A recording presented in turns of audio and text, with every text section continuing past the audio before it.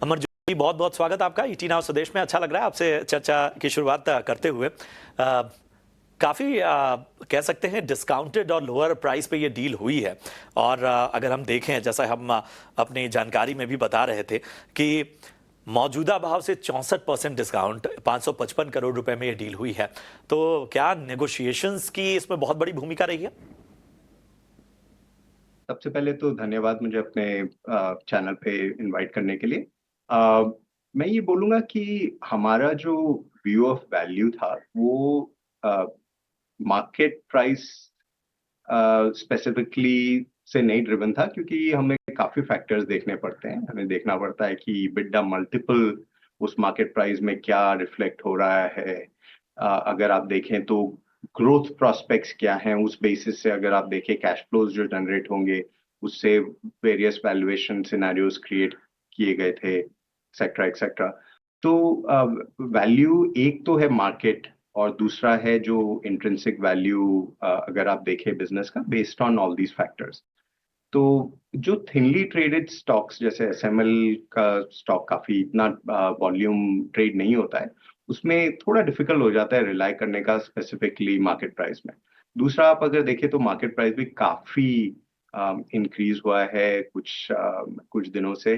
अगर आप उनका एवरेज देखें ओवर टाइम तो इतना हाई नहीं है।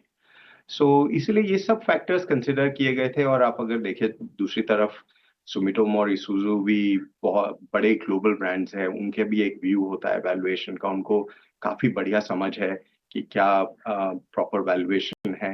तो ऐसा कुछ नहीं, ऐसा कुछ एग्रीमेंट नहीं है जो फेयर नहीं है दोनों पार्टीज के लिए, और इसीलिए दोनों पार्टीज काफी कोलैबोरेटिव वे में यहाँ पे इस वैल्यूएशन पे पहुंची है।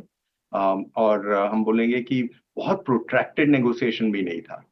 तो हमने काफी दिनों से एसएमएल को स्टडी किया है, लेकिन नेगोशिएशन से क्लोजर में बहुत प्रोट्रैक्टेड कोई नेगोशिएशन नहीं हुआ है। बरुआ जी, ये बताइएगा, अब ओपन ऑफर के बाद क्या डीलिस्ट करने को लेकर किसी भी तरह की संभावना, क्योंकि ओपन ऑफर के बाद देखा जाए तो ओवरऑल 85% के आसपास का स्टेक हो जाएगा आपका? अभी ऐसा कोई हमारा प्लान नहीं है। अगर आप देखें तो एक लिस्टेड एंटिटी का होना एक एडवांटेज है, क्योंकि आपको हमेशा मार्केट से अच्छा पर्सपेक्टिव मिल जाता है कि कैसे हम परफॉर्म कर रहे हैं, कौन से एरियाज में इन्वेस्टर चाहेंगे कि हम कुछ और करें। तो हम तो हमें हमारा ऐसे कोई प्लान नहीं है डीलिस्टिंग करने का अभी।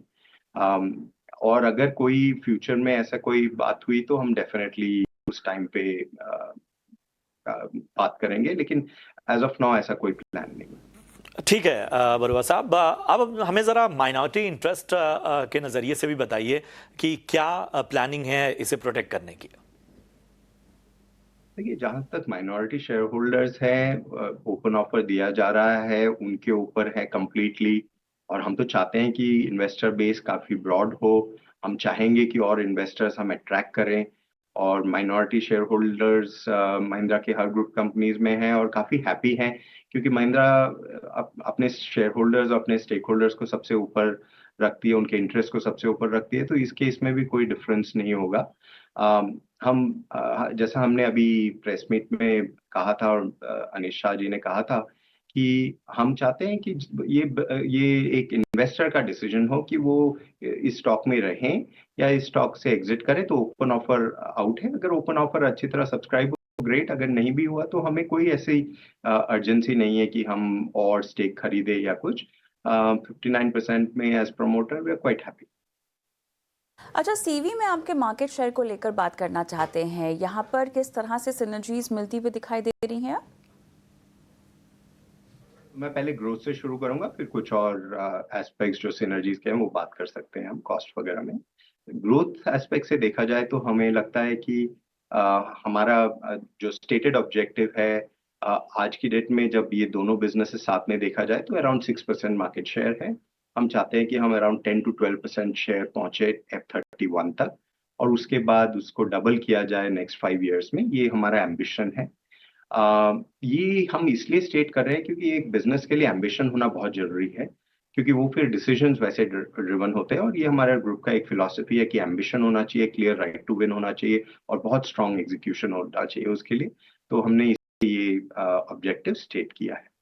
अगर आप इससे बियॉन्ड जाएं और आप देखें कि क्या और सिनर्जीज हैं, तो मैं उनको दो कैटेगरी में डिवाइड करूंगा। एक तो है ग्रुप लेवल सिनर्जीज।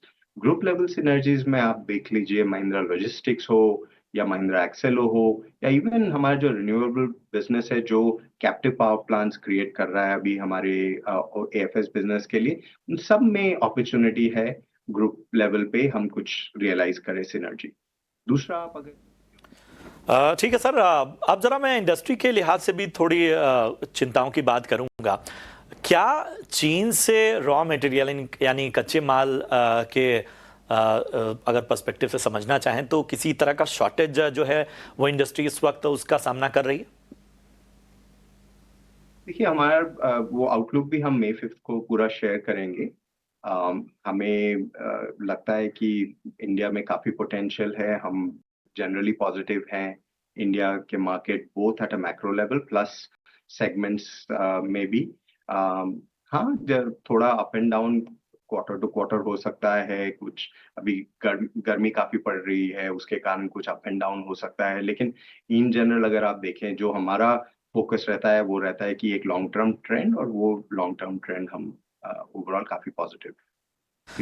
बिल्कुल, तो ये ऑप्टिमिज्म बना रहना चाहिए। बहुत बहुत शुक्रिया करेंगे अमरज्योति बरुआ साहब, आपने अपना कीमती समय दिया। आपको, आपकी टीम को हमारी ओर से ढेर सारी शुभकामनाएं आपके कारोबार और आगे की योजनाओं के लिए।